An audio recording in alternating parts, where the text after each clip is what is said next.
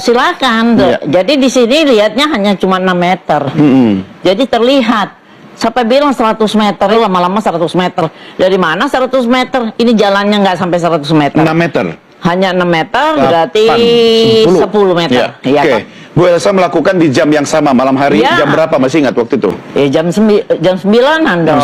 Jam 9. Jam 9-an dong. Jam 9-an dong. 9. Bu Elsa kacamatanya plus atau minus? Apanya? Sekarang ini kacamata plus atau minus? Apanya? Sekarang ini kacamata plus atau minus? Apanya? Sekarang ini kacamata plus atau minus? Plus ya? Oke, artinya dalam jangan untuk bukan saya aja. Tidak, saya mau membandingkan kalau Aib itu kan dia tidak pakai kacamata. Siap. Saya Prof jadi menteri. Jangan dihina-hina saya. Jangan difitnah. Salah. Udah digeser aja dia tuh ke sana. Apa lu geser apa? Hakim, jangan lari dari kenyataan. Kemudian sekarang kan lebih lebay lagi ya dramanya tuh. Di tangan nggak bisa duduk. Kenapa Dirman? Kenapa? Coba majelis hakim dia nggak bisa duduk. Saya saksinya pada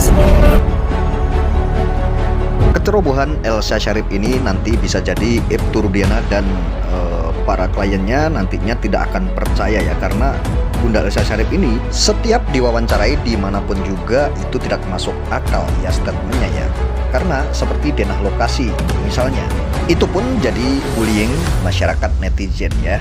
Dan masih banyak sekali statement-statement Elsa Sharif ini yang menjadi masyarakat ini jadi geram. Contohnya seperti ini ya. Anda hakim harus di tengah, tapi bukan Anda yang memutuskan. Hakim, jangan lari dari kenyataan. Sidang apaan ini? Gak ada wibawa. Kemudian sekarang kan lebih lebay lagi ya dramanya tuh. Ditembak sama siapa? Sudirman nggak bisa duduk. Kenapa Dirman? Kenapa? Coba majelis hakim dia nggak bisa duduk nih. Saya saksinya pada waktu di Bandung, si Aib pernah diperiksa, Rudiana pernah diperiksa oleh Irwasum bersamaan dengan Sudirman. Dari pagi sampai malam Sudirman tenang-tenang aja main gitar, main ini. Nggak ada sakit. Coba nggak bisa duduk. Nih gemeteran nih. Overacting. Saya menghormati mereka melakukan upaya hukum PK. Tetapi secara yang benar, jangan overacting dan memfitnah seseorang. Bilang lagi dengan terbuka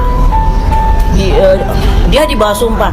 Emang di bawah sumpah udah benar keterangannya, mengatakan bahwa saksi si Eki mentang-mentang orang dalam sudah meninggal tidak bisa membela diri, itu paling kejam ya tuduhan itu.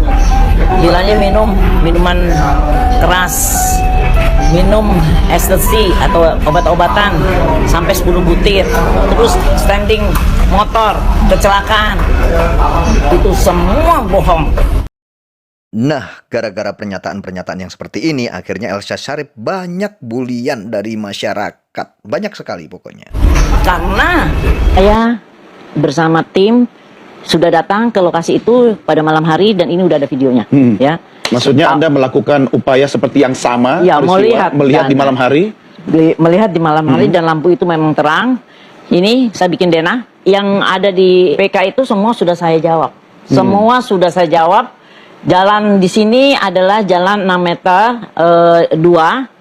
Terus kemudian sepadan jalannya kan 2 meter tuh.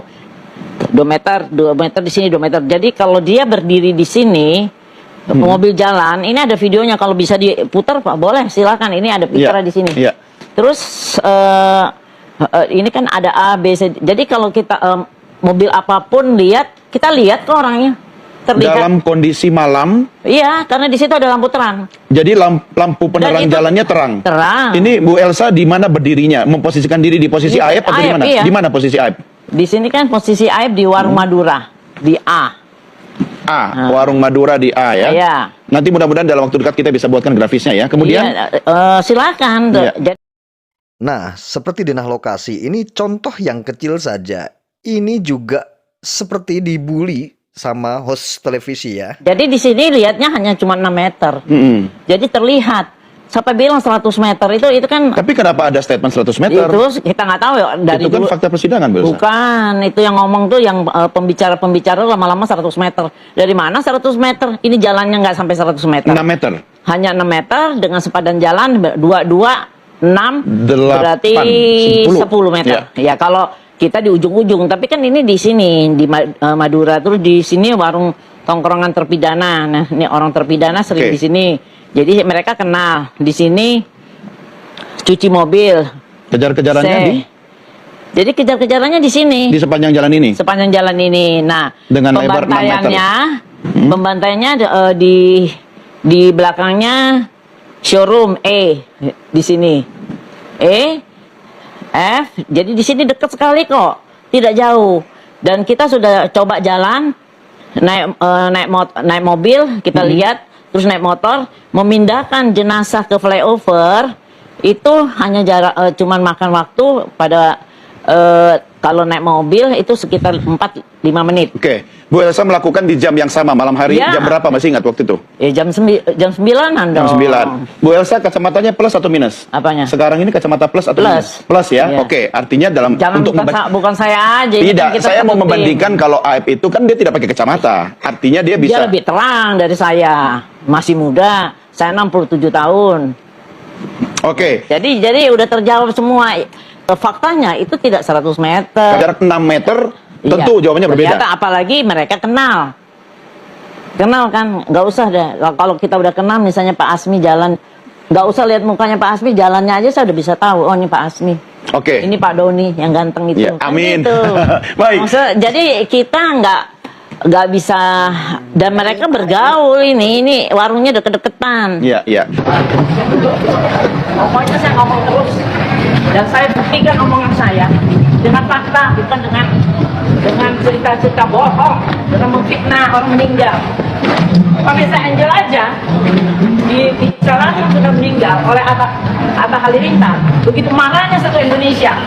Bagaimana difitnah, minum minuman keras, dan obat-obatan. Ya, bagaimana itu? Kalian nggak punya hati, kalian kejam, sama dengan hukumnya.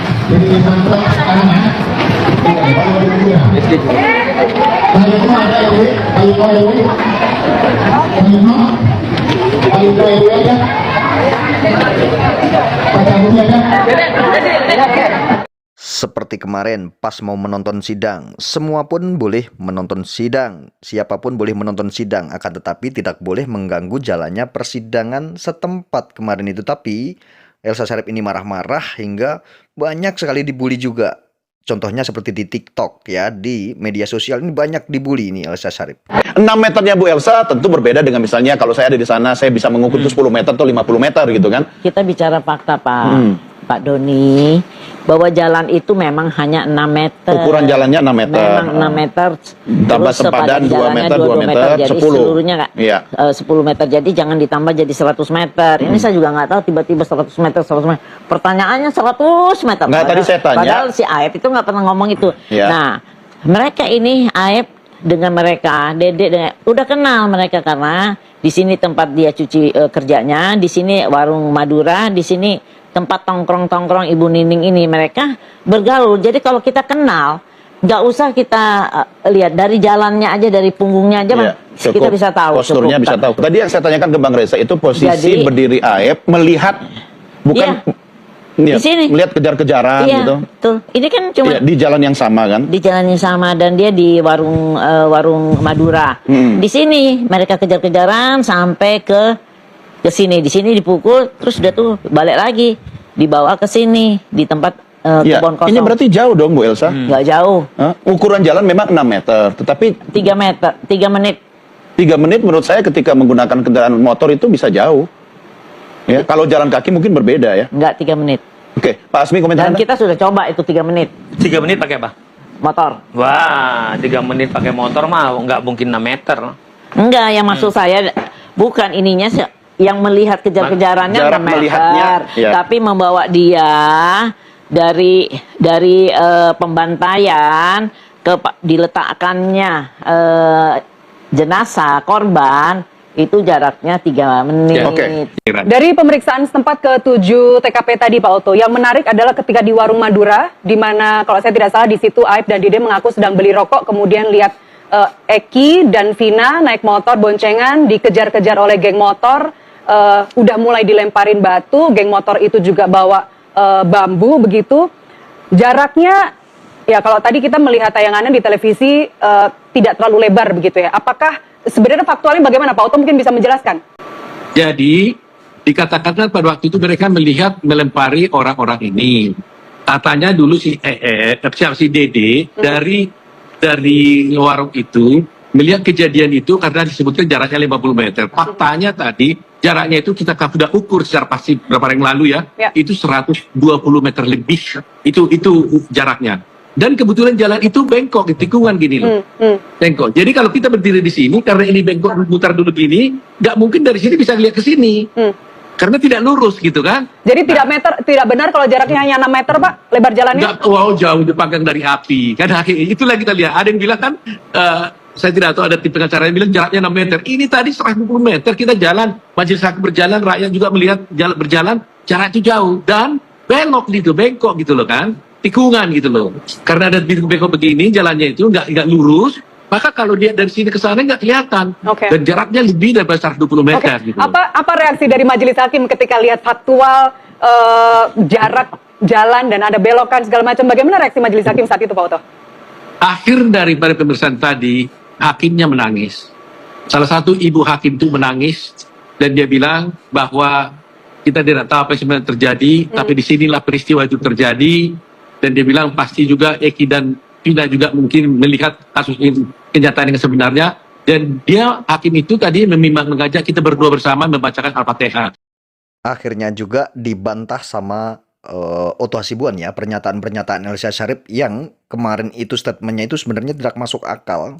Akhirnya tetap dibantah. Ada semua teman-teman rekan saya kuasa hukum, termasuk senior saya Mbak Elsa Syarif ya, agar kita tidak terjebak di dalam perang antar kuasa hukum. Perang opini kepada publik yang nantinya menyesatkan kebenaran dan keadilan. Jadi silahkan Anda semua saudara-saudaraku ini menegakkan hukum, membela kepentingan kalian, tapi dalam batas yang sehat. Insya Allah suatu saat kita akan diuji diadili juga oleh Allah atas ketidakadilan yang kita buat itu. Nah, kemudian saya mau masuk ke case pertama.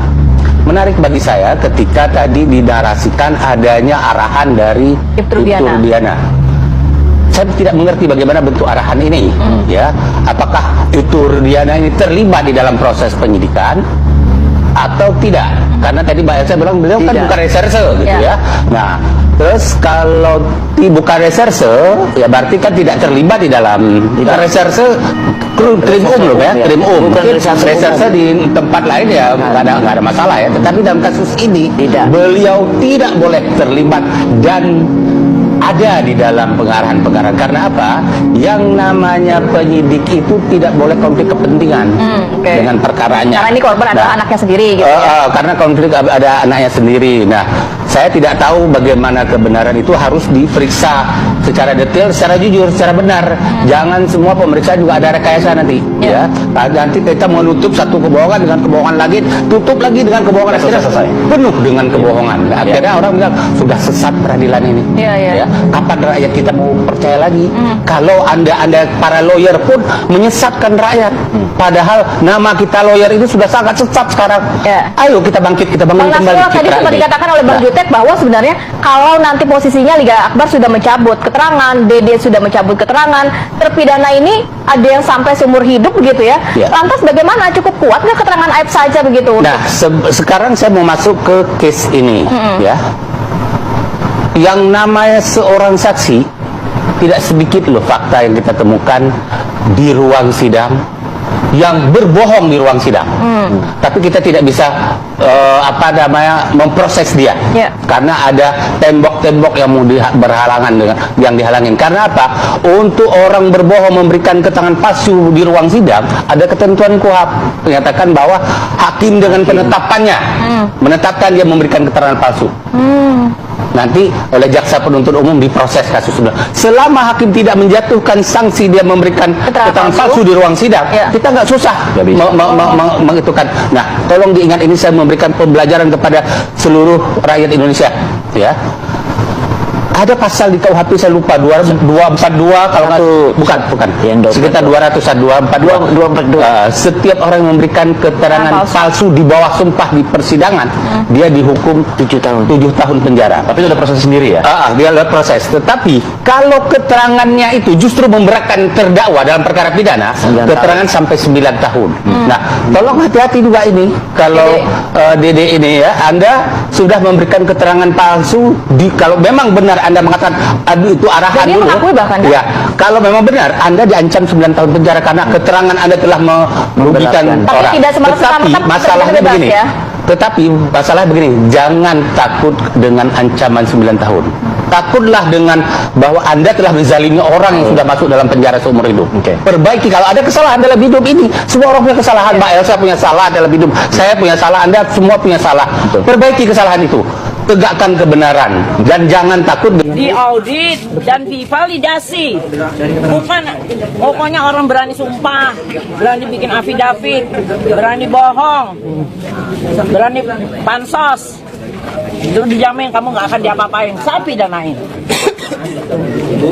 Dan main dengan konten bukan di sini, di belakangnya showroom.